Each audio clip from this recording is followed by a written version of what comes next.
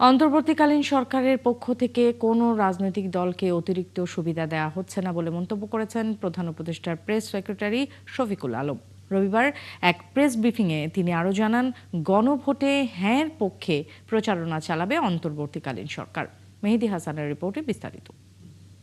European ইউনিয়নকে আশ্বস্ত করেছেন যে সংবাদ সম্মেলনে ইউরোপীয় ইউনিয়ন নির্বাচন পর্যবেক্ষক মিশনের সাথে প্রধান উপদেষ্টা সাক্ষাৎ ও আলোচনার কথা জানান প্রেস সেক্রেটারি। যে ইউ একটা বড় ইলেকশন অবজারভার টিম পাঠাচ্ছে। তাদের সাথে প্রধান উপদেষ্টার আলোচনায় নিষিদ্ধ আওয়ামী লীগের নির্বাচনে অংশ নেওয়া নিয়ে কোনো কথা হয়নি বলেও জানান তিনি। গভর্নমেন্ট হচ্ছে রিফর্মের গভর্নমেন্ট। এই গভর্নমেন্ট যে ন্যাশনাল কনসেনসাস কমিশনের মাধ্যমে এই রিফর্মটাকে তারা একটা ইনস্টিটিউশনালাইজ করার চেষ্টা করেছেন এবং এইটাই এখন গণভোটে দেওয়া হচ্ছে। তো আমরা জনগণকে বলছি যে আপনারা যদি আর অপশাসন না চান, আপনারা যদি আরও স্বৈরাচারকে আর রিটার্ন না চান, অবশ্যই তাহলে আপনারা ভোট দিবেন। এখন জনগণ ডিসাইড করবেন, বাট আমাদের যা দায়িত্ব সেটা আমরা করছি, এটাই এই গভর্নমেন্ট করছে।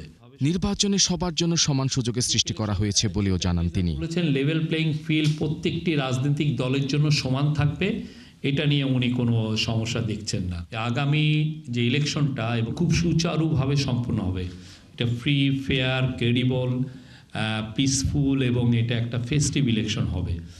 তিনি বলেছেন ইন্টারিম গভর্নমেন্ট এবং ইলেকশন কমিশন পুরোপুরিভাবে প্রিপেয়ার্ড আছে ইলেকশন ও গণভোটের জন্য, যাতে এটা সুচারুভাবে সম্পন্ন হয়। তিনি আরও জানান, দৃষ্টি প্রতিবন্ধীদের জন্য শ্রুতি লেখক নীতিমালা অনুমোদন করা হয়েছে।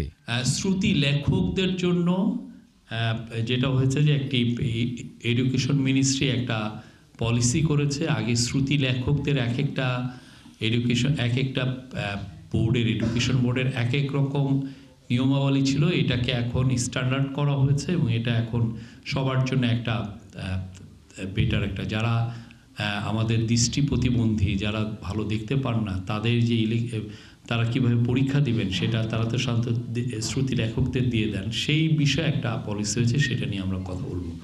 মেহেদী হাসান, ৭১, ঢাকা।